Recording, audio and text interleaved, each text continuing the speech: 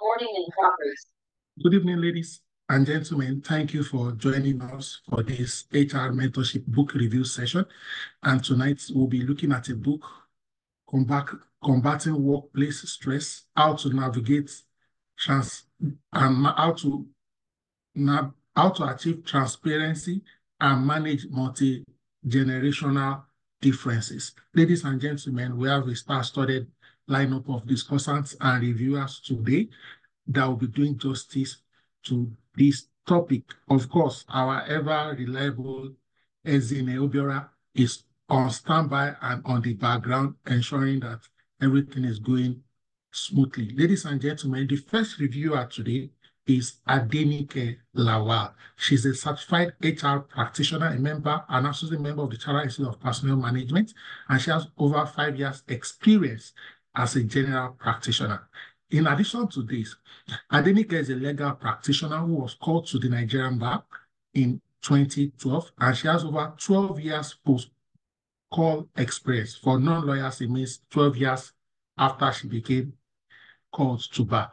And our area of competence and experience exposure cuts across various industries, which includes legal, education, and real estate. She currently works as the general manager at Gainesville Limited, a construction company here in Lagos, Nigeria. Her hobbies include meeting people and reading. Obviously, that's why she's reviewing tonight. She's a very focused, reliable, and hard-working person. She loves to try out new things. Ladies and gentlemen, she'll be coming up anytime from now, but I'd quickly like to also read the profile of our co-facilitator, Mrs. Florence Bolajilawa, who is someone that I happen to have known for a long time. She's a licensed HR expert with over 20 years of experience. She's a facilitator, a coach, a mentor, a trainer, public speaker, a family and mental health counselor.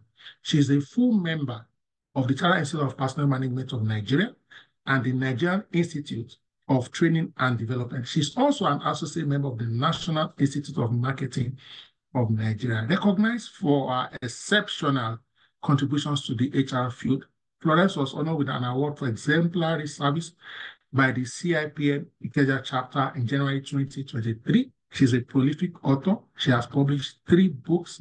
The first is titled The Rules of Emotional Intelligence, Exploring Emotional Intelligence. Her experience extends to consulting, recruitment, training, and counseling. Ladies and gentlemen, you know the lady behind the background, Ezine Obiora. She leads New Introduction, COO of Female Vision. All right, I think at this intersection, I'm excited to exit the stage and hand over to my sister Macaulay, Adenike Lawal. You have the floor.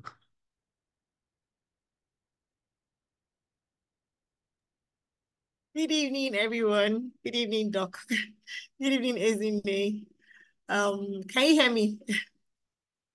Loud and clear. Yeah. Loud and clear. Okay. It's such a pleasure to be here. And to think that I'm actually taking this with someone as grounded as my co-discussant, but it's a pleasure to be here. We're going to be reviewing the book as discussed, as already mentioned by Doctor, but I'm trying to see if I'll be able to share my screen. I don't know if that'll be necessary, but basically, so the book we're going to be reviewing is Combating Workplace Pressure, workplace stress, basically, and how to be able to navigate it. So I'm going to be reading through my review. I'd already done like a summary from my own end of how I understood the, the book. And basically, so we all know, well, as a Lagos person, I'm going to say that stress is kind of like one of the things that is known with Lagosians. So imagine now having to top that with working in an environment as well, where the stress is a lot. It will definitely affect the average person, to say the least. So I'm going to be looking at the issues that come up with work, the stress-related issues, and then the effects it has on an average employee. So chapter 1 basically referred to the effect it can have, which is basic employee burnout. This automatically affects productivity at work. So imagine now that I get on a bus in the morning, or I'm driving through Lagos traffic, and I face all the drama that goes with going on the road, going along the road. And then I get to the office, and then I have this, assuming I'm just a regular, I'm not the HR and everything, and I have an HR who is from hell, or even my boss. Imagine that I have to deal with a boss who typically talks down on me, who typically just makes the environment very toxic and everything. You can imagine there's no way on earth I would say, oh, I'm being productive, in quotes, because even if I have and everything, the work environment can automatically just limit all the ginger and all the zeal that I come to work with on an average work day. So the book basically focuses on the categories of the resources that are required for people to be efficient at work. So it's personal and organizational. So as an individual, I tended to have some form of drive, right? To say, oh, okay, so I'm naturally a driven person. I'm reliable. I'm hardworking. I'm a team person and all. And then you bring all that to the workplace. If you get to a workplace that doesn't encourage all that, is as good as useless, right? So they work hand in hand. Personal character traits, personal beliefs and your strongholds, and then what your organization also offers. So basically, the employee should have a level of resilience, self-efficacy, and a personal sense of optimism, while the organization should also support the employee with clear objectives, social support, and a safe working space. And to top it up, a supportive manager. I am one person who's very big on having relationships with people. Like I said, I love to meet people, and meeting people would mean that I love to meet fantastic people, and I'm expected to also be a fantastic person. So imagine now that I'm working as a fantastic person, in quotes, hardworking, self-driven and all that. And my manager is just one person who goes around with a strong face, doesn't even want to, that's a Godzilla type of boss that says to you, move, you don't have an opinion, you don't have a sense of belonging, you don't have a team that makes you feel like, oh, okay, so what you say matters or what you do matters, your work is not appreciated, and all that could have a bad effect on an employee. So an employee without a sense of belonging or some form of control will turn out to become less productive. And what are you in the company for if you don't achieve any results, if you're not being productive? That's basically just wasting time and just passing time. And okay, for instance, now there was a story that somebody posted on the platform, I think about a week ago, and she was analyzing the effect that a toxic work environment had on her, how, you rarely had any opinion, you could barely say anything to anybody, whatever you did not count, no promotions and everything, and then you're just stuck there for a long time. At the time you eventually get there, you're probably not even realizing the effect that environment has had on you until you get to a place where the system works. Like we say, a system that works. Everything is on autopilot. Everybody knows what to do. Everybody has clear-cut goals. The culture of the environment is fantastic. The boss is fantastic. Of course, not like nice in a way that you're lackadaisical about your work, but you know what to do part-time. You understand? It helps to say, oh, okay, so I'm self-driven, and then you become productive. But when all that is not there, is when you get a system that works, that you realize the effect that had on you. And then you're just going to struggle through having to now adjust and now sail through a fantastic system. Eventually, you might not start even feeling like, oh, they are doing you a favor, by being in a fantastic environment. But that's what it's supposed to be, right? That's the way it's supposed to generally just be. But unfortunately, that's not the case, especially with, I'm sorry to use this word, but one-man business. We know that most of the time, poor leadership is one thing that goes on and on in a one-man environment, and then eventually tells on the members of staff. Poor leadership, in my opinion, ranks top in causes of workplace stress, especially when an employee has no idea how they're performing. So I'm big on not like I want anybody to make me feel, oh, okay, you're doing fantastically well.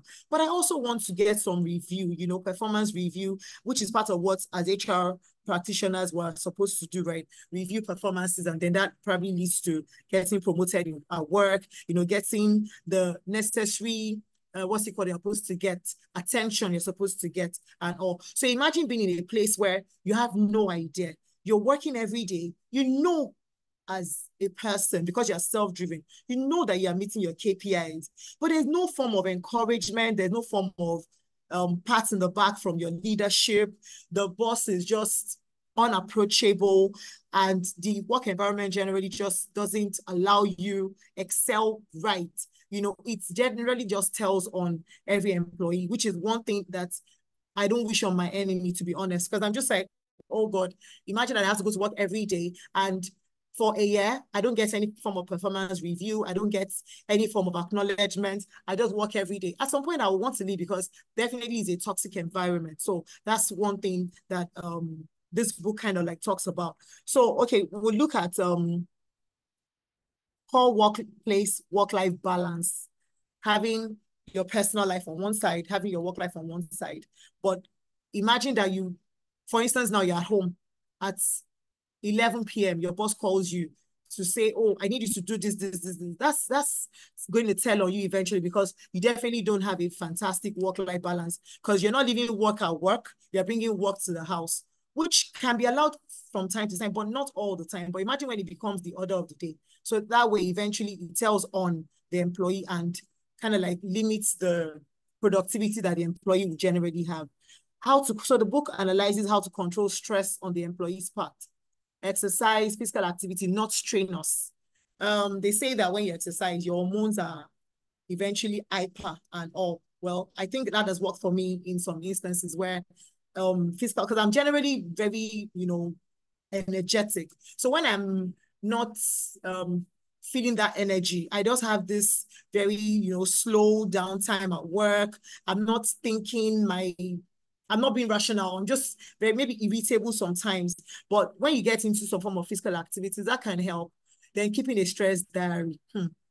This works for some people. Is advisable. So you get to pour out. So, well, okay, I'm going to use that idea that it says a problem shared is half solved. So maybe sharing some of the problems and the issues with your book might just help. Please, can you hear me? I would like to see maybe like some form of reactions in the background to know. You are giving us energy. Okay. Thank you, sir. Okay, so a stress diary, like I said. I'm not one person who really loves to write, but I'm supposed to be able to write well, because as a lawyer, you do a lot of writings and everything, but not everybody does that. But when you're able to write, pen down your emotions,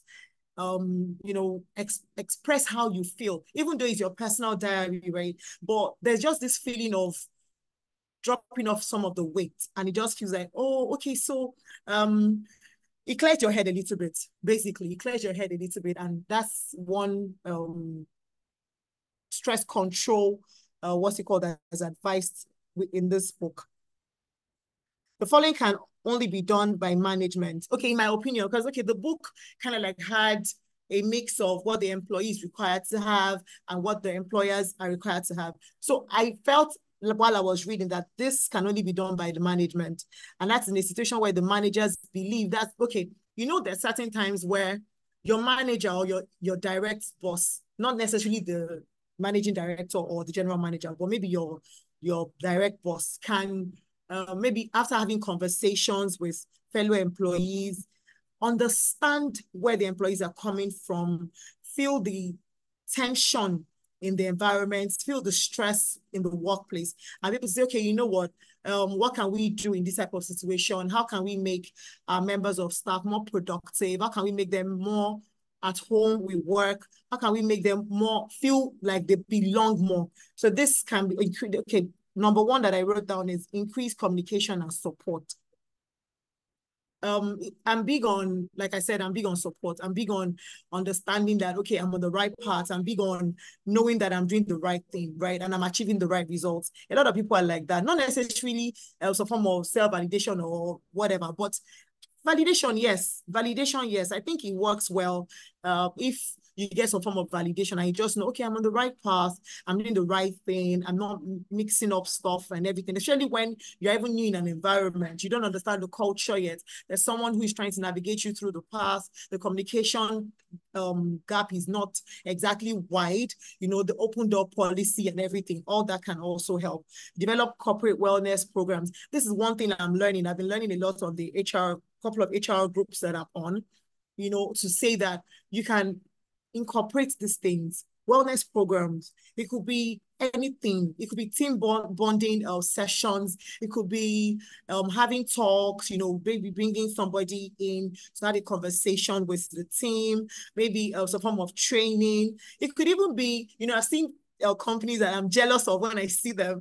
They say, oh, we have this monthly thing that we do with our general manager or with the team leads. Everybody, they go out, maybe like go see a movie or, you know, maybe go hang out. And or imagine the communication and the support that will be going on in all of that, because definitely you're not in that formal environment. So definitely you've dropped your guards. You can talk to the next person who's probably your boss and will wear the boss shoes when you get back to the office. But when you're having the team bonding sessions, everybody's allowed to freely communicate, and then you feel the support. Develop corporate wellness programs. Yes, those programs. Redesign jobs and set realistic goals. I've seen some, what's it called, JDs that you're not even working there yet. The job description in the, what's it called, opening opportunity is already looking like, no way. Like, how am I supposed to cope in this type of environment? And then you see people sending snide comments about, so you want me to do all this for 100K or 150,000? This shows that there's certain companies that you go to and you're not allowed to self-pace. You're not allowed to understand your job description. There's just a rollout of all sorts of things. And you're wondering, okay, so where do I start from? Imagine not being an experienced person. You would definitely be lost in the mix of the whole thing. And then you're just like, nobody's there to pat you along the, you know, the path and everything. And then you're just like, oh my goodness. So let me give you a story. So I went for an interview one time and they had said, oh, that the interview was for head of legal. Imagine head of legal, and I get there and they're asking me to do like a test. And this test was going to take me at least 2 hours to write. Okay, I didn't even mind doing it, but I was looking at the questions, and the questions that of things I learned in like 200 level. You know, looking at it, it already felt to me that this kind of work environment, you work, I'll work, I'll probably not even get the recognition that you desire or you deserve. So for me, it was a cue to leave. And I'm like, just like, okay, so there are people that work there, because obviously I met people there and everything. But, you know, if you know that you cannot set realistic goals, it's really a bad thing. It doesn't tell well on the company and eventually affects the employees. So I think that's me rounding up on chapter 1 so that I can move really fast, because I really don't know what my time frame is like. So going to chapter 2, transparency in the organization helps all members of staff have a sense of belonging and be involved in all the affairs of the company. There are companies where you get to, and the next person to you does not even want to show you what they're doing. They don't even want to discuss what they're doing. You're given an assignment and you're lost in the mix because you don't get the proper brief. You don't get the proper analysis of the assignments. And then you're just there, you're lost. So you don't have that sense of belonging. At the end of the day, you find out that when a company is transparent, not necessarily laying all the cards, because of course, overload of information is also not a good thing. But you also need to find a balance to say, oh, okay, so based on this level, if you say maybe like a CADA type of analysis, this CADA 1, these are the things that they should know, and they know it. Everybody knows it. The next person is not trying to understand or is lost. Everybody's carried along. It helps a lot. And it kind of like helps to combat that workplace stress, because you're going to work and you can kind of like set what you need to do every day, because there's a transparency going on amongst the entire management. You know, the realistic goals are set, the culture is beautiful, the management is accessible, the goals, everything, even some companies, you don't even know, you don't see it written. You know, when you go to banks and you see our mission, our goal, what's it called? Those are the only things that some people know in the company. They're just, okay, now I work in a bank. What am I expected to do as maybe like a client relationship person?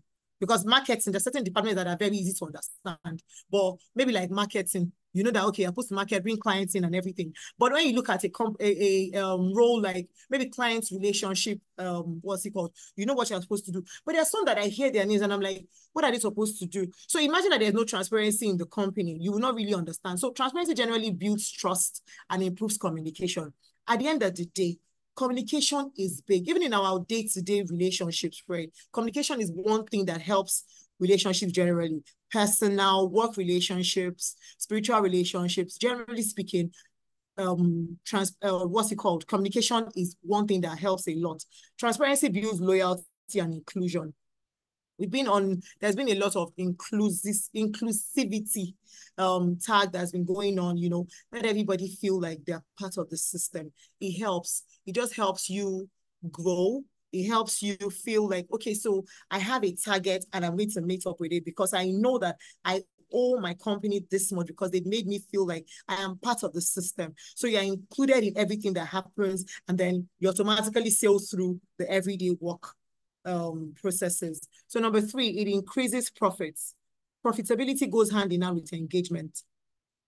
A happy employee will definitely bring fantastic process to the company. And what's the company out there for? Business to make money. If there's no, even if it's a charity organization, at the end of the day, the charity organization too, they're still going to be out to make money because nobody just wants to, you know, give and give and give and not get. Money is a motivation. We all know that. So increasing profit is a big deal for a company. And then the advantage of transparency means that profits also automatically roll in. Disadvantages, I said it earlier when I said overload with information. Leaders can, so in that way, it's advisable for leaders to filter what information goes to employees from time to time.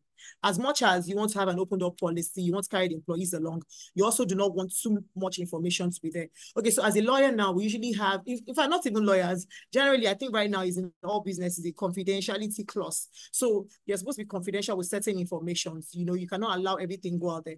But we all know not everybody has the strength to keep their mouths zipped and everything. So you find out that some of the information about the company might go to the people that you don't want them to go to. And that might just be in the name of transparency. So the leaders have to know how to manage information and be able to decipher the strength of every employee to know what and what they should know. Then, of course, there's no privacy. Everyone is in everybody's business. It's good and it's also not very good. So we find out that there should be moderation, yes, some form of moderation to say, okay, we're being transparent and everything. So yes, confidentiality is at stake, like I said. So as much as people even sign this confidentiality clause, it's just like the Nigerian system. I always say that it's funny how we have so many laws on paper. You need to know the extent of the laws that we have on paper. If those laws were being put into place, right? In fact, I believe that we would have a fantastic system. But unfortunately, all these things are just on paper. They're not exactly put into, you know, they're not effective. They're not being enforced. They're just there on paper. So an average employee can sign a confidentiality clause and say, oh, I will zip my mouth. But trust me, it's not always the case because there are people who just want to talk. They just want to talk. They don't know how to filter their conversations. They don't know how to filter what they ought to say and what not to say and everything. So that way, one has to find the right balance. Finding the right balance is very, very important. Encouraging open communication between managers and employees will help filter the information that is made available to an employee based on his or her assignments and capacity. So that way, you just say, oh, okay, so we know that this much is out there, but this is also what goes to this person. Okay, for instance, now let us put into consideration. Let me just, maybe a little off this. Let me just say, okay, for instance, now I hear that companies where each person knows each person's salaries. I've seen situations where you find out that because you know the next person's salary, you're like, oh, we came in together. You know, there's this form of what's it called, that comes up, conflict. You find out that because you know so many things about the next person's work, and then maybe you're also doing so much or even more than the person, and you're not earning as much as the person, there's this conflict that comes into that kind of relationship. So as far as I'm concerned, there's certain information that are very delicate that should not be let out there in the name of transparency. But it is also a very vital role to say, okay, not to avoid any form of toxicity or whatever within the organization. Let us put the information out there and let everybody know. So generally speaking, I feel like the average person, some people are lucky, right? They start out their careers in environments where everything works, you know, stage by stage. As you go through the ranks, you know, everything is just set on autopilot, like I said earlier. But some systems are not like that, and we have a lot of them in the in Nigeria, because I'm in Nigeria, right? So I'm just going to put Nigeria in context. I'm going to say that a lot of companies that don't have, you know, the average person is not trained to be able to accept the next person.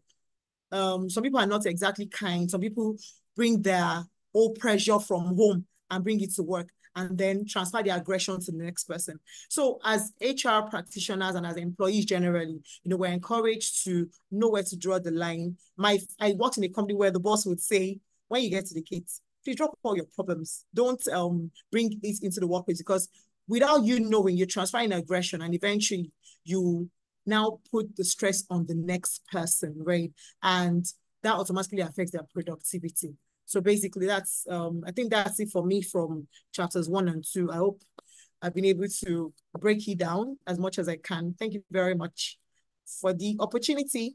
Again, thank you.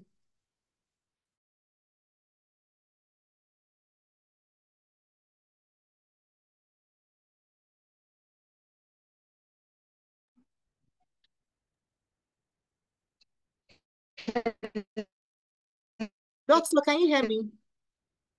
I can hear you. I think Madam Lawrence is trying to speak, but it's appearing blurry from my side. Can we hear Florence, please? Well done, Madam Adenike Lawa. That was awesome. My namesake. You gave it a good start. I love it. Thank you. So I'm so excited. I've been following you and I was enjoying it. I hope every one of us enjoyed the review so far. In case you are just joining us, the book we are reviewing is titled Combating Workplace Stress: How to Achieve Transparency and Manage Multigenerational Differences. So if you have been following and you are just to indicate your emotion, so depict your present emotion. How are you feeling? Drop an emoji. Remember to tell us where you are watching from. I'm speaking from.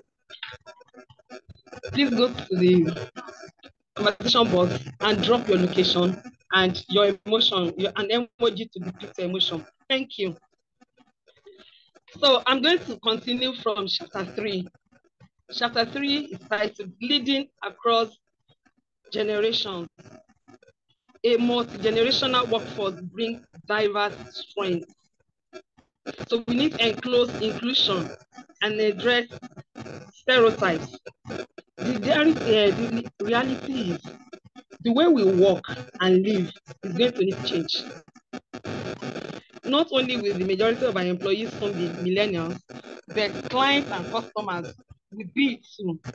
I could remember on one of our groups, somebody posted something that in our office, that people even frustrate to greet their line managers. Otherwise, maybe their placer will be affected. Otherwise, maybe the promotion will be denied. That has got to change. That has to change. We can't continue that way. We need to change our mindset and close the generational divide. in our organizations. Like it or not, the millennials don't have to adapt to the wicked ways of our workforces. They will soon be the majority. We all know that it is hard to maintain power when you are not the majority.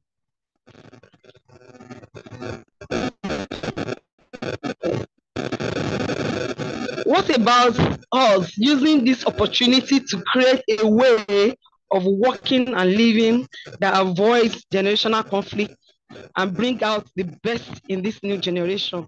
We all have them as our children, sisters, and nieces. For example, in my office, every Friday, we have a pep talk. And what do? They meet immediately after break time. So, and in my own department, we give access to the new generations, the Gen Z, the Gen X, to choose the topic they like and to discuss it. Somebody will discuss, another one will review, and then everybody in the department will have something to say about that topic, just to bridge the gap, just to understand ourselves better. We do that every Friday, and the last Friday of every month, every session comes together to do the same thing. To look at our differences and see how we can clear that, that gap, how to fill that gap. Digitalization made them who they are. They are fearless, they are bold, they are confident, they are vocal, and they are smart. I have those who convey their feelings without being rude. I love them. I love them. They will just tell you their mind, They will say that this is without being rude. So, upbringing is a factor. So we should stop the stereotypes, saying, oh, because the Gen Z should be this, or should be rude, or should not be responsible, or you can't rely on her to do something, and we should forget that stereotypes and just accept them the way they are, and then try to blend, close the gap. All the cheats that baby boomers take, the new generations, they can't take it. They don't take it. They don't take it. Baby boomers, they are loyal and they're dedicated, they're hardworking. Call them names, they are still working. The Gen Z, Gen X, they're not that way. They will give it back to you. I could remember during the COVID period in 2019, and then I went for vaccine at the hospital. The way nurses, the way they insult people, and the way they drag you here and there. There was this young lady, like 19-year-old, and she was like, "You just must apologize for insulting me." I said that was rude. He was telling the woman, the nurse, and the nurse was old enough to be her mother. She said, "Madam, I won't say that from you. That was rude of you to have said. You must apologize." And everybody was like, "It's okay." No, he said, "No, it's okay. I'm not leaving her until she apologizes." That is who they are. That is who they are. So did we raise them to be outspoken, or their teachers in school contributed to it, or better still, in social media made them who they are? We must find a common ground. So like I told you that in my office, we do pep talk every Friday. Some of the things we discuss the company vision, the mission, we discuss things like departmental, the policy, company policies and all that, how to address grievances and all that. Those are the things they choose the topic, like I said. And then we allow them to hear their thoughts, their opinions, to state their views, and we come in and say our own. Then we try to, sometimes they want to say, no, it's not right, it's not done that way. Then we try to clear the air. And at the end of the day, everybody's happy, and they will embrace you, we embrace one another, and we move on. We are always looking forward to it. So we discussed the policy, like I said, what is expected of them, how to handle grievances. We discussed company mission, expectations from the company, expectations from the staff, obligation of employee, union recognition, union activities, funny questions that we just laugh over it. So we can foster collaboration through effective communication, training, and mentorship programs. We should build intelligence and emotional intelligence at all levels of our organization to reduce conflict, misunderstanding, and moral issues. One of the ways to do that is to host intergenerational mashup sessions, like I mentioned just now, where generations can talk about issues getting in the way and educate one another on how to effectively work across generations. Chapter 3 tackles a sneaky stressor, microaggressions. These are subtle, often unintentional comments or actions that can make someone feel excluded or disrespected. If unaddressed, can damage team spirit and make people, especially from the underrepresented groups, feel like they don't belong. In the story that I told you, then when we were reviewing the book on the WhatsApp group, I told the story. I used the book to write my story, and in that story, the writer of that book is Christopher Pappas. So he equips everyone with tools to address these microaggressions and create a more inclusive environment. Microaggression is a statement or action or incident regarded as an instance against members of a marginal group or racial or ethnic minority or a particular generation. The biggest issue facing a multi-generational workforce without a proactive strategy, generational differences can negatively impact staff retention, team cohesion, and even job performance. However,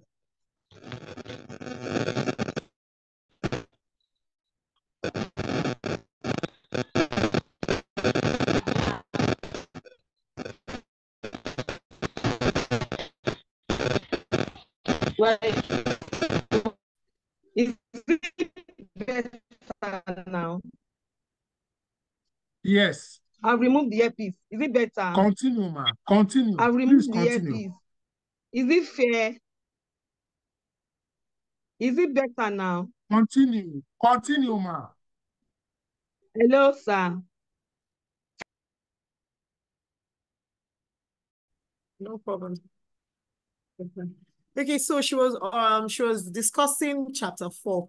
I think we're supposed to go with chapter 3 first, that had the microaggression topic.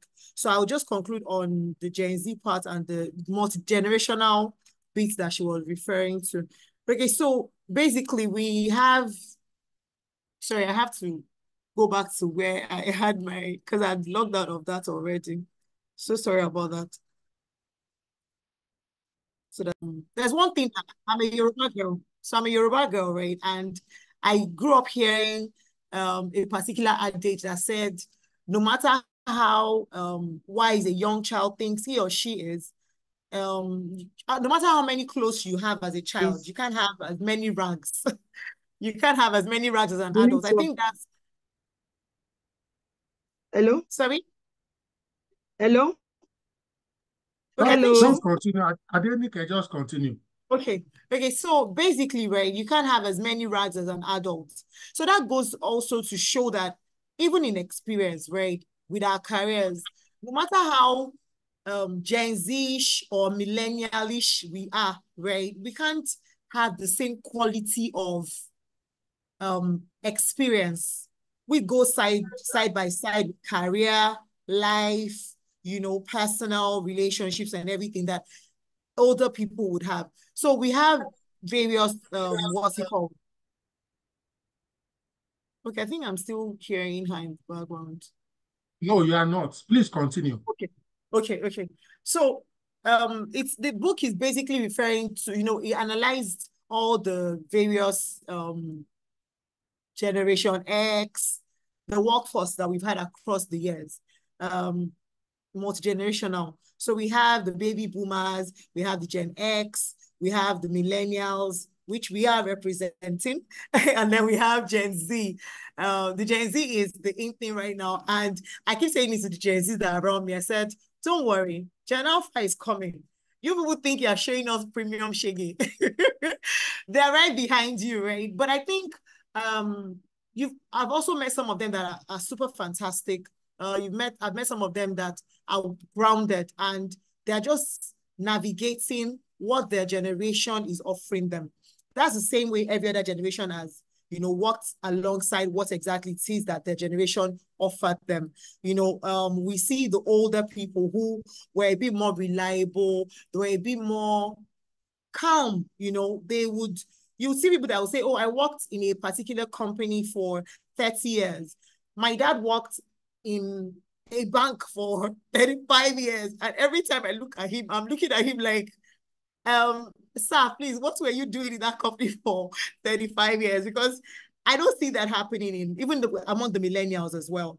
Now to talk of the Gen Z. So there's this, that's going on between all the generations and all, and that also comes to the workplace. So you get a particular workplace and you find out that there are people who are in their 60s, there are people who are in their late 30s, 40s, there are people who are just 21, fresh out of the university, but it come with fantastic ideas as well. So balancing it means that you can say, oh, as Gen Z, what do you have to offer, right? Put it on the table.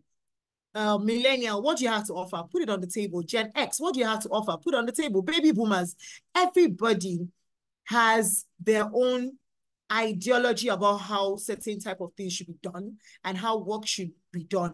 And I think having is ensuring that there's synergy between all this category of people will make the workplace a fantastic place to work. And nobody's feeling left out. We're going back to that, allowing everybody to feel like they're like they belong. So you say, oh, okay, so based on this, this is what we are agreeing to do, because you've factored in what every single person would generally just bring to the table, and that works for the organization. So basically introducing the ideology of work-life balance amongst them.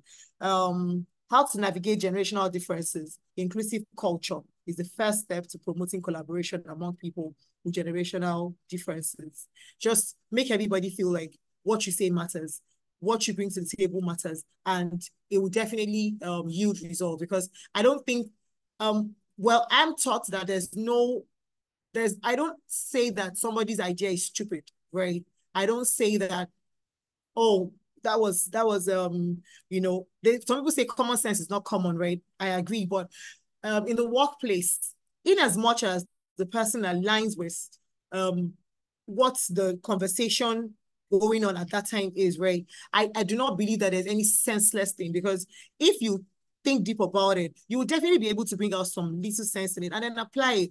Plus, you don't necessarily even have to apply everything that everybody says, right? Because it gives me some form of chaos. But it's nice to say, oh, to have a fantastic work environment, let us ensure that everybody feels like they're part of it and they're included in whatever is going on in the company. So, okay, the next point will be creating an inclusive culture starts with leadership. This leadership is the crux. So for me, the foundation is the building, is the roof, is everything. Because if you have one bad leader can mess the entire thing up. They can just, and imagine now that you're not even the only leader. Imagine you're not even the only leader. Of course, there's no way you'll be able to say, oh, you want to carry everybody along. You can't carry everybody along if you're not a fantastic leader. So definitely creating an inclusive culture starts with the leader. If the leader, everybody follows the leader. Yes, that song that we usually sing when we're young. You say, follow the leader. Yes. So I feel like I would use that logically and say, oh, follow the leader. The leader dictates and determines how the culture of a company and an organization is. Creating clear-cut inclusive policies that caters to all age groups is important as well. I've said that already. Now we're back to communication. This communication is so important. It is so important. And that is the point where you see everybody has a say. Everybody's allowed to express themselves. Everybody's allowed to air their opinions. Everybody's allowed to do things their own way. Of course, being guided and aligning themselves with the clear-cut policies that have been put in place. But at the same time, what everybody says should matter. And communication is big. So now let's quickly go back to, because I think we're running out on time. So let's go back to chapter 3 now. Chapter 3 was focusing on microaggression. I had to look up what microaggression meant. It's funny how, without even looking it up, you would look at it and say, it's two words joined together. Micro, the minutest, the tiniest, almost irrelevant, seemingly irrelevant. And then you now put aggression in the same word, and then you merge it and have microaggression. Aggression, we already know. Aggression can, there's nothing positive about aggression, right? There's absolutely nothing positive about aggression. So saying, oh, what did I say to you? It's not just that small thing that I said to you. There are people that are very sensitive. There are people that are very touchy. Little things get to them. So you think, oh, it's just this little thing that I said. It was just this little way I shouted. It was just this little way I just insulted this person. And then it's clamping down and, just ruining the person's self-esteem. It's ruining the employees' go-getting spirit. It's just ruining everything for the person. And, half the time, these aggressors don't even know they are being aggressive. It's funny how some people can just be very aggressive without even realizing that they are being aggressive. So you say, oh, microaggression. So it is basically any sort of intentional or unintentional verbal and non-verbal behavior that is addressed to a historically marginalized group of people. We all know that there's classism everywhere. There's the rich, there's the poor. In the organization, there's caucus, some people like some people, you don't like certain people, and then everybody just goes about their business in their own little corners and all. There are people that you see that, okay, because they're your juniors, maybe, okay, for instance, let us use the junior staff as an example. You as a senior staff, you constantly talk down on one person, you constantly, just keep saying negative things to the person, and then you just think that, oh, what I said was not a big deal. For instance, okay, so I had an experience last week. Someone was saying to me that her team lead said to her, oh, this, what's it called, that's coming on the Thursday protest that was going to happen. They were going to work from home. And she said while she was leaving the office, but her team lead said to her, I did not ask you to send any email, I didn't ask, in a very condescending manner. And she was like, that kind of like, made her feel super bad because other people were there. And then eventually the team lead now came and said, oh, I'm sorry, I said it that way. That was not what I meant. These are the little things. So you find out that there's microaggression, which includes micro assaults, micro insults, and micro invalidations. This invariably leads to reduction of job satisfaction. There's no way my boss or my team constantly says things to me and I will not feel bad, or I will not lose the morale that I have, or I'll not just be uninterested in work. And eventually it translates to what I, present at work. It translates to, because I don't even feel good with myself, because generally speaking, I keep hearing these things over and over and over and over. And then you expect me to be top notch with my work. It's not possible. So these are the things that, leads to stress in the workplace. This invariably leads to less productivity, reduction of job satisfaction, employees' mental and physical awareness are affected. So now let me quickly throw this in there. So the way Gen Z says, you hear a lot of Gen Z say, oh, my mental health is being affected. My mental health is being affected. And then they don't want to do anything anymore because they just say, I really can't cope in this type of environment. And then they just leave. This is the effect. Unfortunately, right, because I kind of like align myself with the Gen Zs and say, I think we should have actually been allowed to speak up for how we felt at the workplace, even as, let me say, the baby boomers, the older generation who just kept quiet, they took anything that was handed them, they just move on like nothing happened, but it's killing them. It's affecting their morale, it's affecting their mental health, everything is being affected, but they just, we need to, we just come to work the next day and you just continue like nothing happened. This thing, I think it's one thing that we should consciously work on, to say, oh, okay, I won't make the next person feel less of themselves. I won't make this person feel like their work is inconsequential. I won't make this person feel like, oh, you don't matter, or you have no ideas in your head. Everybody has something to offer. That's one thing I believe. Everybody has something to offer. So allow people, express themselves, allow them, be able to open up and say, oh, okay, so this is exactly how I felt. Or even when, okay, like for instance, the book analyzed it and said, oh, there are even some people that are actually microaggressors, the perpetrators, and they don't even realize it. Some people are very loose talkers. They just say, oh, in the name of, I'm blunt. Those people that will say, I'm very blunt. I say it as it is. There's also the place of diplomacy, right? There's the place of diplomacy that should be applied in the workspace so that way the next person doesn't feel like, oh, I feel less of myself, or I'm being intimidated. Yes, exactly. That's the word I was looking for. I'm being intimidated, because eventually I would feel intimidated if I have this boss who's always, on top of my head and, just saying things to me. Eventually I'll feel intimidated and I will not be able to, there's no way I'll be productive. It's not possible.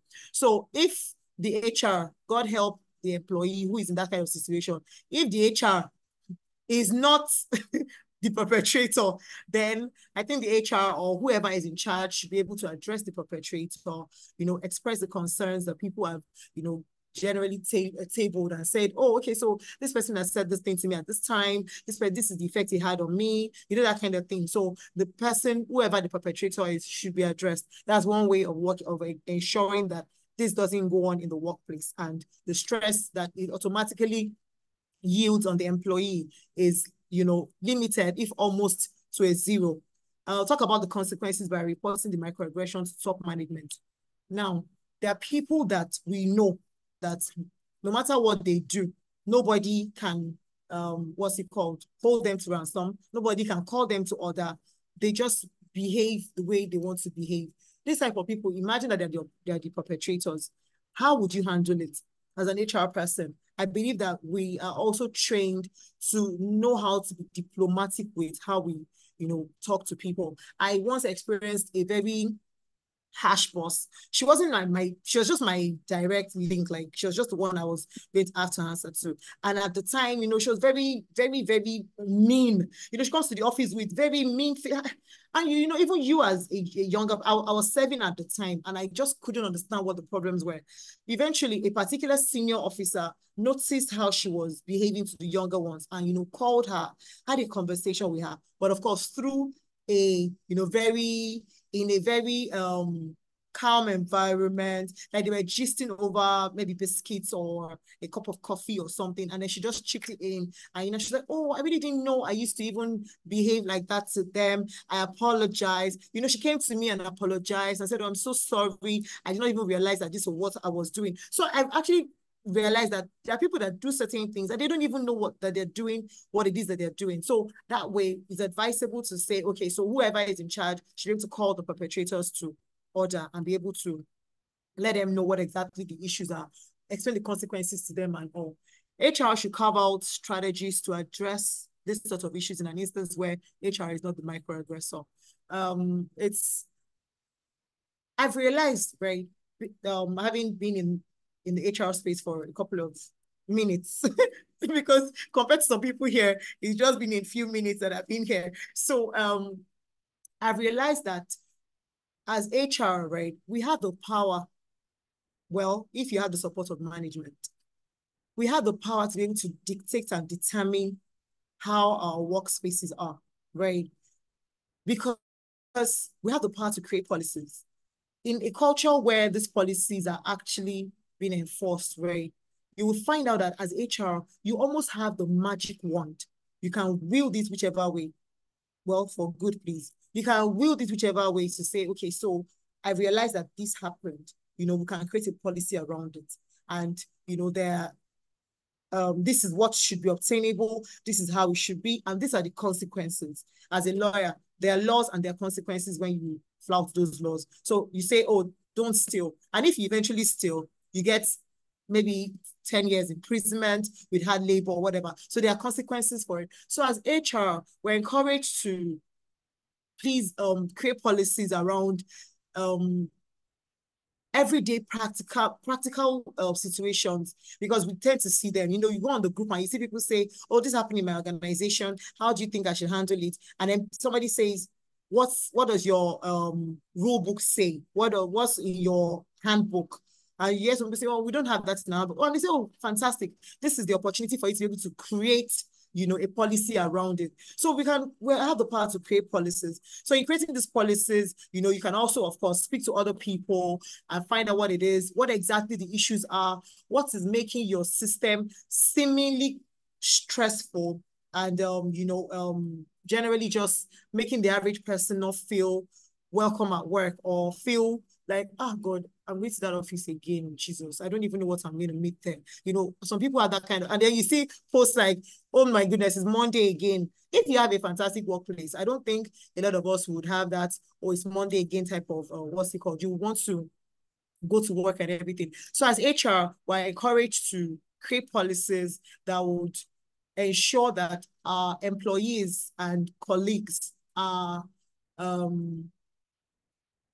generally just, you know, comfortable at work.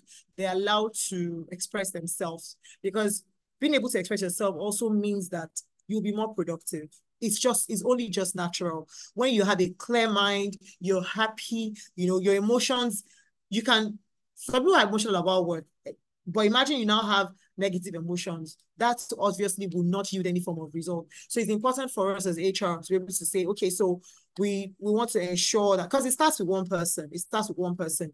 And basically that's what this book is saying. Analysis that we've been doing from the beginning are just basically around work stress environment and how to combat it. But we also as HR have a role to play in ensuring that our workplaces are not stressful, not toxic, and you know, habitable. Habitable shouldn't be the word, but you understand what I mean. Like generally just have that okay environment to say, okay, yes, it's a nice place to work in. So it's a short book. We had just 4 chapters. The ebook was just 4 chapters and not just 29 pages. So I hope we've been able to do justice to it. I apologize on behalf of my co-discussant. I wish she was here because I wanted to really hear her based on her level of experience and everything. But thank you very much, everyone, for listening. Thank you. Amazing. Thank you so much, Adenike. Please, I mean, I don't know if there's a way we can do a round of applause for Adenike. You're just a rock star. You know, I was telling her, I said it speaks to your agility, because she prepared for something else and then she just seamlessly, you know, you would think that she was prepared for the whole book. But amazing. I mean, I can see from the comment section in the section that, you know, people are learning, you know, people have learned from your own perspective on the book. So thank you so much, Adenike. And to Florence, I mean, I looked forward to listening to her. I mean, the little that we heard was really nice. And again, if for those of us that are in the group, if you read her review on the group, it was so colorful. There was something so vivid about her review. So it's sad that, you know, Nigeria, sometimes Nigeria, you know, the network and everything. But she will be back, you know, with another review, you know, another book at some point. But thank you so much, Adenike. Amazing. I mean, first of all, this book is a timely book because, I mean, if you're living in Nigeria, you're definitely going through stress at one point or the other, whether it's at work or outside, you know. So the fact that, you know, the book came in and you were able to dissect it, thank you so much. There are certain things that jumped out to me when you were speaking, where you talked about poor leadership being, you know, the most, you know, the primary factor, you know, for stress. And I mean, as much as some schools of thought might disagree, I agree. Look, if the top is faulty, look, everything is faulty. And I know that you did, yes, like Folari said, you used beautiful illustrations. You gave life to this review. Then because as much as we experience stress, you have to look at ways to, you know, tackle stress. And then how does HR come into it? Because we're enablers. We have to create things to handle the stress. And at the same time, as we're creating things to deal with stress, let's not forget ourselves. Because I always say this thing, you're the one, as you're doing these things, make sure you don't forget yourself as a HR person, because you're also an employee. Yeah. So how do you figure out ways to, you know, deal with yourself? And then the part about transparency, I like how you talked about, you know, the balance. It's a delicate balance. You have to decide. You were talking about cadres, you know, in the workplace. You have to decide, you know, what cadres can have access to what information.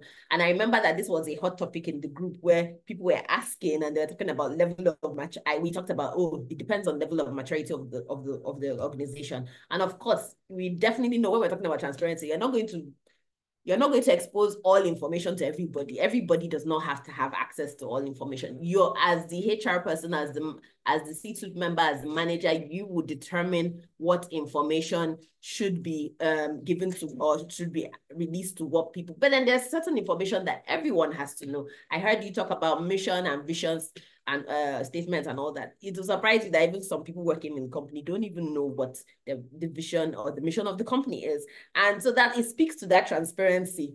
How much of that, knowledge about the company does everyone know? And that's starting from the receptionist, the security man. How does he fit, or how does the receptionist fit into the vision of the company?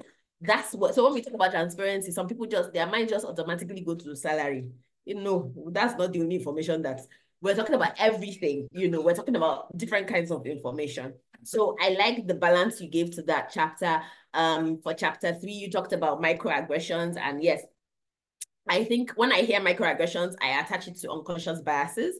Yes, some people may do it unconsciously, but some people are actually doing it consciously, and they think they can get away with it. And one thing came to mind when we talked about microaggressions, because as much as we say all these Gen Z, that thing that we're saying Gen Z is a microaggression, because it's not every Gen Z person that fits into that mold that we're saying. And then because I was reading my notes and I was like, and something you said where you talked about, oh, somebody might feel offended for the way they're dressed. You can imagine, put yourself in a Gen Z person's shoe. They come to work, they're putting in their best, but then they hear themselves being swept in the same, in a sweeping statement and say, oh, it's you Gen Z people. Or when a baby boomer or, a Gen X person hears all these old people, you know how that feels. So those are examples of microaggressions. So when we, hear these things, let's also remember the things that we might be doing unconsciously. Yeah. And then I heard you talk about the perpetrator, addressing the perpetrator. Yes, it gets to HR, but then even you, that is the person that is the victim, in quotes, should also be able to address the perpetrator. And when I think about this, I think about a bully. Even my children, I teach them, I said, don't hide behind, because if you go to HR, if it's only HR that has to handle it, but then it sounds like you're telling the child to go and hide behind mommy. Let mommy take care of it. You first of all address your perpetrator, speak to your perpetrator. Let's see how it goes. Then if the perpetrator, because I remember you mentioned something about the perpetrator, being defiant and saying, well, I didn't do anything. When it gets to that point, then you might need to call on the big dogs. That's the HR people. And then, they come in. But yeah, I mean, it's something that needs to be talked about. Workshops could be had, enlightenment, because some people don't even know, like we said, some people don't even know that what they're doing is perpetrating, a microaggression, where you say, you're a woman now, you're a woman, you can't do this. And there's people, it will surprise you that people say these things in the office. Yeah, you're a woman, you can't do this work. Or you're a woman, you should be the one serving us tea. Yes, I know some people might wiggle in their seats hearing that, but it's a microaggression, because it doesn't need to be a woman that is serving tea. If we're in a meeting room and the women and men, they might as well serve themselves tea. But that's a topic for another day. But then enlightenment helps people deal with these things. And that's where we as HR, and I love the part where he talks about HR being enablers, because we are enablers, we're business partners. And the thing I like about this book and other things that we talk about is that it's an opportunity for us to be proactive. So instead of being reactive to things that happen, we're seeing these things, we're seeing these kind of things that could happen in people's workplaces or whatever, and say, okay, you know what? Let me guard against this. Let me create policies to guard or to guide people in their conduct. So fantastic job. I saw, the last chapter talked about multi-generations in the workplace. And see, I've been reading, so there's a literature out there that talks about, I think Florence talked about it, that slowly, before we know it, a certain percentage, I think we even talked about it in a book review, about 30% or so of the workforce in a few years is going to be Gen Z. I think it's Gen Z, yeah. So what are we doing about it? Because we have a huge knowledge base that's going to go out of the workforce very soon. They're going to retire. How are we holding on to that knowledge? What are we doing? we cannot keep them at arm's length. So those people you are calling old people, you need them. You need that history. You need that knowledge base. So how do we have to work together. We have to collaborate so that we can draw from them. And as we're drawing from them, the millennials and the Gen Zs are also reverse mentoring, teaching them technology. There are things that, that are happening now that they don't know about.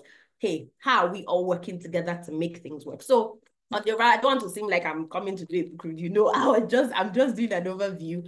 But amazing job, Adenike. Thank you for giving life to this review. I look forward to, so when I come knocking at your door, I look forward to another review from you.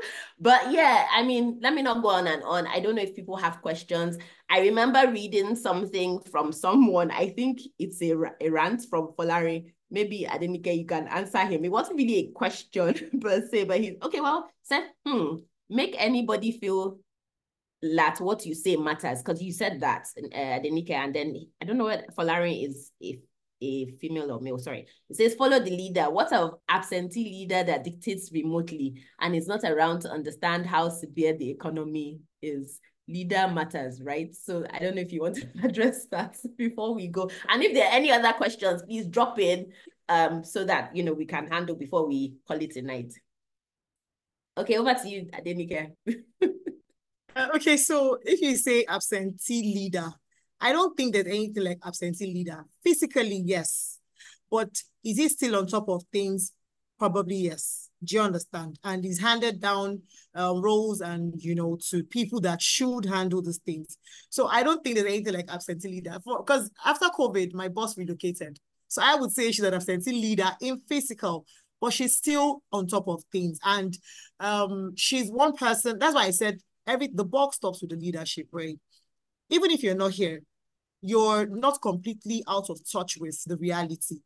And you hear things, you still have a family here in Nigeria, your workers are expressing stuff to you. So if you're not a leader who is empathetic, definitely you're just going to leave your people, and eventually a lot of them will leave. Do you understand? But if you say that, oh, an absentee leader is just there, that's why I said, see, at the end of the day, the buck stops with the leader. I don't know if there's another way I can answer this question. Maybe you can help me. But that's what I feel. Because like I said, my boss had relocated and she was still on top of things. Everything will relate to her happening here. She was still, okay, let's take this decision this way. Let's see how we can navigate this way, that kind of thing. And everybody was still okay, until, of course, whatever happened. And all. So that's what I feel. So I thank you, Adenike. I think you've answered it, but I think, this person is speaking from a point of frustration, that the person is not around.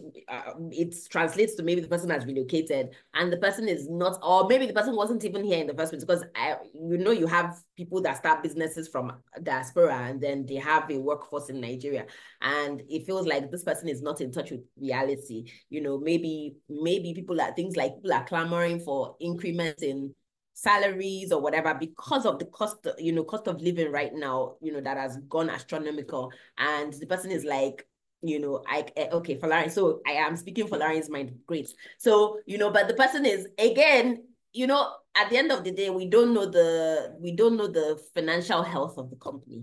We don't know that. We don't know the full context. So, some of the business owners will tell you, oh, how can I justify increasing when there's no, it doesn't translate to productivity or profit or whatever it is. So this is just me being in the middle, trying to create a balance. Yes, as much as someone is out there, is disconnected from reality, like Adenike said, there has to still be some level of connection. There are people in-house, even if maybe you have country managers, what's the data that is being fed to this person? It's not enough to tell someone, oh, we are suffering, we are, again, we've had book reviews where we talk about these things. What's the data? Because the business people are looking at the money, they're looking at the bottom line. Okay, if I do this, how it's just like this minimum wage thing that we're talking about. People like the minimum wage has been increased, but how can you justify being paid that increase? I mean, what is the financial health of the business in the next 3-4 years? Can it carry this thing you're asking for? Right? So these are the things that we have to, these are questions we have to ask. This is the analysis that we have to give. You have to give data. If you give data, a reasonable leader will look at it and say, okay, you know what? We've done some projections in line with finance. And we see that, okay, projecting 2-3 years ahead, if we increase this by a percentage, we can carry it. Okay, or you're asking for 15%, we can't give you 15%, but this is what we can give. At the end of the day, it's data. It's data that answers these questions. It's data that solves this with reasonable leaders. All right. I don't know if there are any other insights. People want to share insights from the book. I mean, there were lots of reviews, in the group on this book. I liked, really nice. It just kept us engaged. But does anyone want to ask Adenike any questions? Is there anything that particularly, like I said, I remember the transparency thing was a very hot topic. People were talking about that. I think also we talked about the multi-generational thing, Madame talked about it earlier where she was talking about, in offices where people kneel down, Florence said it where, there are some offices that people kneel down that we have to move away from these things. Of course, I think that that is fake, but hey, does anybody want to talk about that? Questions, comments? Me, I want to keep hearing I didn't get up, so please. Let's keep buying. Let's drop our comments or questions. And thank you for Larry for bringing that point up. So Dr. Yemi says, is Western culture not overriding our local culture? For instance, on respect. Adenike, what do you think? To be honest, I think it is. Because now I would say that I'm one person who's big on respect, right? I grew up in a home where well, the typical Yoruba person. I'm saying because I'm Yoruba, right? So I'm not going to talk for other cultures. I feel like there are still ways, you can show respect to an elder person, even an older person, without having to necessarily kneel down. Because kneeling down could just be you being, there's no need for you to have to kneel down in the workplace. But there should be this form of guide to know that, okay, this person is actually not even your age mate. This person, there's a diplomatic way to have conversations. There's a way I can say, for instance, now I'm one person who I will not just see Dr. Adeoshu on the way and say, hi, Yemi, how are you? Because I'll first look at his height. I'll start from that. And then I'll now remind myself that he's not my mate, right? But there's also a way I could come off as being rude and very saucy without saying it's stupid. So it's just in the place of moderation to know that, okay, so Western culture says, say hi to Yemi, say hi to Ezine, even if they're 50 years older than you. But as a Nigerian, you're not necessarily saying hi in a condescending way, like, hi, hi, hello, that kind of thing. But you can say hi, you can say hi respectfully. You can say hello respectfully. Some organizations have the first name way of addressing their colleagues, and some people go on the Mr. and Mrs. basis, right? You have to align, like they say, when you're a Rome, behave like a Roman. But I feel like Nigerians generally, we have this way of exaggerating what we learn. So we adapt things and exaggerate it. Let me use the local parlance, we overdo. I don't know if that makes sense. So you would see the average Nigerian who, okay, you grew up in a home where everybody's big on respect, you should respect the next person, but you now get to work and then you feel like, who is this? You're not even on my level, I can just talk to you anyhow. As far as we're calling each other on first name basis, I can, so for me, I honestly feel like we're just overdoing the Western thing because we all know that the average Nigerian has grown in an environment where respect is a major criteria that we all follow. Do you get what I mean? And then now we all just want to go on. See, for instance, now that story that happened last week, the CIPM thing that went on LinkedIn, that the guy had gone into an older colleague's an older person's DM to say hi, and he called him by name, and the man was like, you don't have any respect, I'm not your mate, I'm old enough to be your father. The whole thing went ballistic, right? I feel like, older people too are very big on this, you must respect me. But there's also respect is reciprocal. If I've not insulted you in any way, I don't see why you should make it seem like, oh, the heavens are going to fall because I called you first name, right? It might just be what I'm familiar with. So basically, yes, it might just be what I'm familiar with. So we should know where to draw the line. That's just it for me. Like I'm sure I've used that word diplomacy like a million times. I'm big on being diplomatic. You should know when to draw the line. You should know, read the room, basically. Just read the room. That's Thank it for me. you. You know how. Oh, I mean, see, everything you said was great, but you see that read the room, fantastic, because it's really about emotional intelligence. Read the room. I've worked I probably everywhere I've worked, maybe it's the same one. Everywhere I've worked is on first name basis, but in that same place that there's first name basis, there are people that I see that are like, I can't call this person by first name. I say, sir. I'm like, come on, I said, sir, I have to call you sir. Because, well, it was a multicultural place. You know, there were expats, there were Nigerians. There are Nigerians, I will call them by their name. Yeah, I know that this person doesn't have a problem. But I know that even in that place that they said, call by my first name, there are some people I know that I'll say, sir.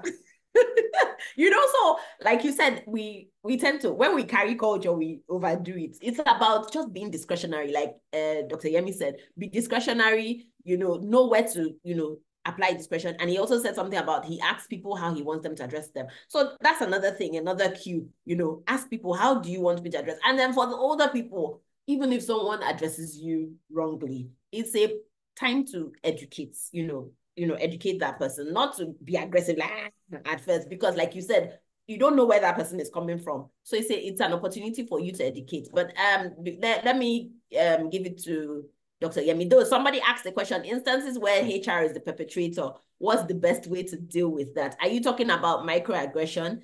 If you're talking about microaggression, yeah, I would like to believe that there's a policy in place, that, there are things, the steps you need to follow. In that case, you still address the HR person. HR is still a human being. They are not spirits. We're not demigods. Address the person and address the situation. If the HR person is not taking, you can escalate it. That's what I believe. But hey, I defer to other people. I defer to Dr. Yemi and maybe I didn't get to answer. But that's what I think. But let's have Dr. Yemi, go ahead as he raised his hand. Yeah. So I just want to share an experience as a participant. So I'm not speaking as the host or anything now. So many years ago, if I'm not mistaken, maybe like 8 or 9 years ago, I went for an interview in Abuja. I flew all the way from Lagos to Abuja. We had done the first level in Lagos, then the second and final level in Abuja. And that interview was for a federal government agency. On the board of that interview, we had 2 people from Ministry of Finance, 2 people from Central Bank of Nigeria, 2 people from National Development Insurance Corporation, and so on like that. So the panel, there were like 10 people on the panel, all representing different parastatals around the Ministry of Finance, Ministry of Economic and National Planning. You understand that level?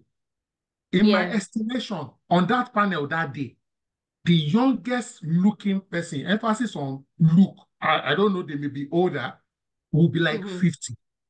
Now, that day, they were spending on an average of 45 minutes per candidate, who were like 20. They were different roles, almost like 7 roles, because they set up a new parastatal and they wanted to populate it. You understand? Now, like 4 or 5 people had done their interview. They spent like 40 minutes, 50 minutes, 40 minutes, 50 minutes. Then when the 5th or 6th person came out, he spent just 2 minutes. So we were like, oh, sorry.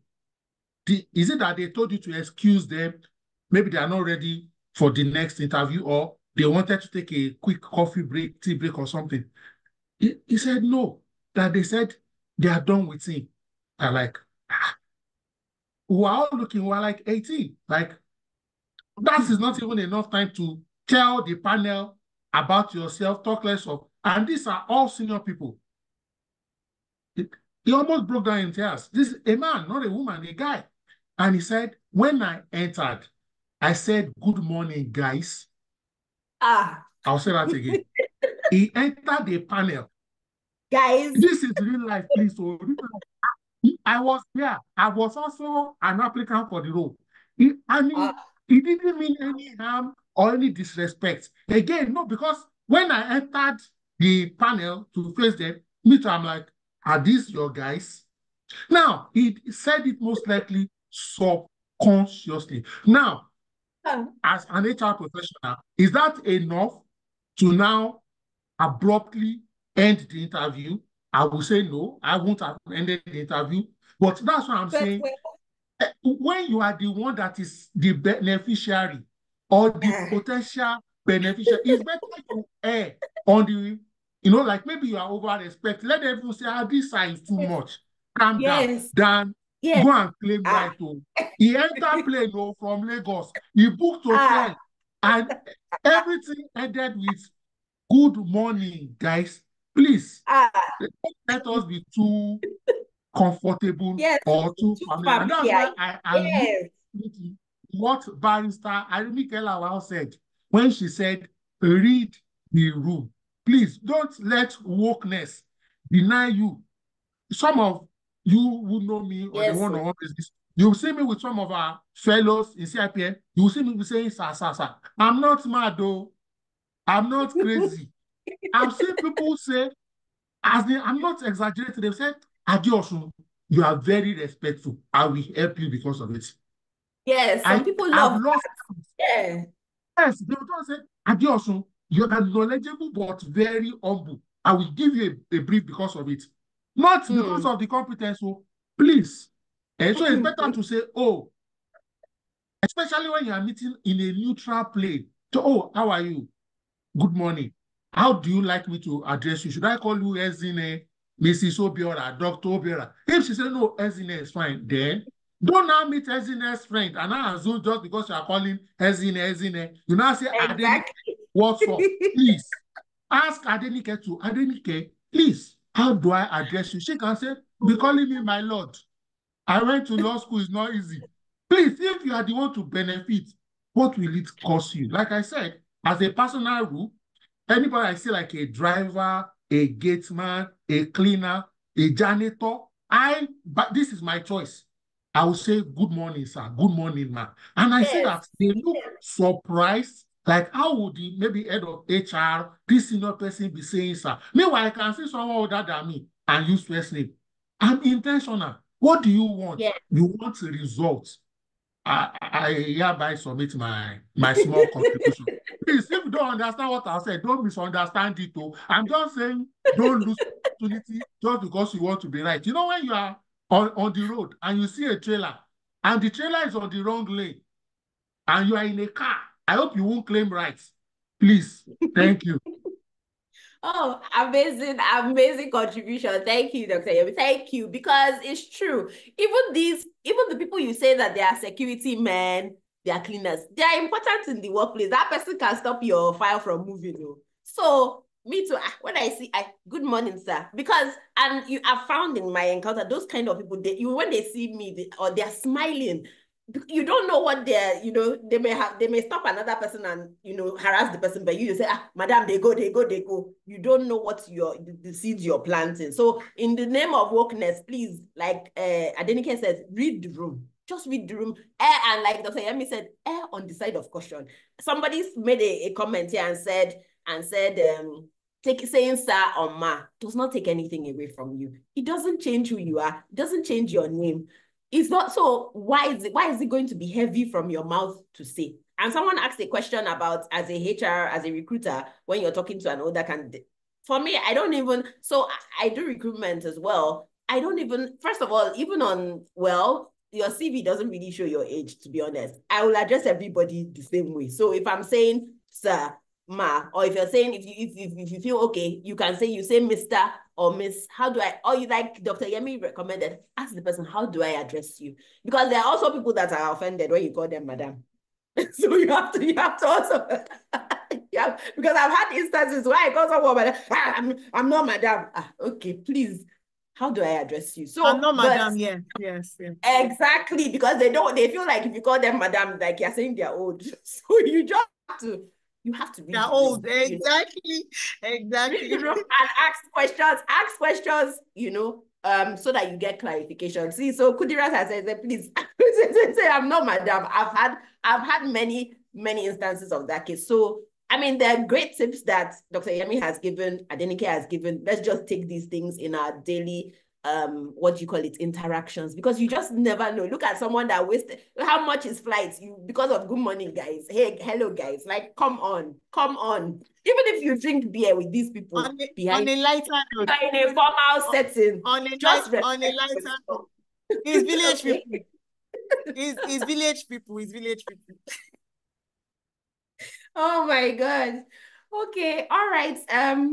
I mean, I think that we've talked about a lot of things. I don't know. Thank you so much, Dr. Yemi. Let me hand over to you so that we can call it a day. I guess tomorrow is work as well, so that people can prepare for work.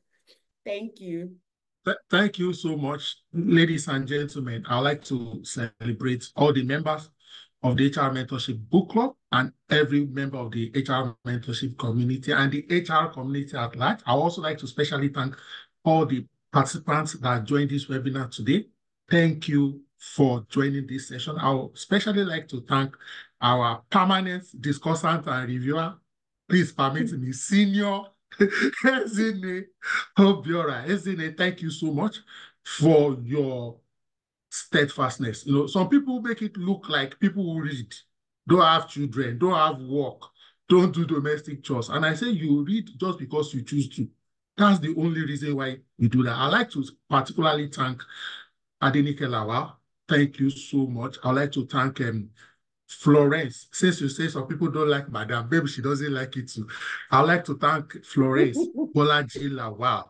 You will know that our level of commitment, preparation was top-notch. It's just the network around our area zone that didn't let us get full benefit. But thankfully, she had also shared a lot of insights and nuggets in the group. I'd like to thank everyone for joining. I have enjoyed this session. It almost, even though it's not comedy, almost feel like it is like a hangout. It doesn't, even though it's intellectual, it is not mentally draining. It's relieving, it's, stress. And book reading is fun, actually. It's almost like watching a movie for me. Ladies and gentlemen, please, let's enjoy the rest of what is left of the evening. Good night, and thank you, everyone. I'll mute everybody now so that we can say thank you to our facilitators and panelists, our reviewers. Thank you, everyone. Thank you very much. It's been an exciting Thank you session. so God bless much. you. Thank you so Thank much. you. God bless you. We appreciate you. Thank Good night. you so much. Thank you. Cheers. Thank you. Good Thank night. you. Thank you.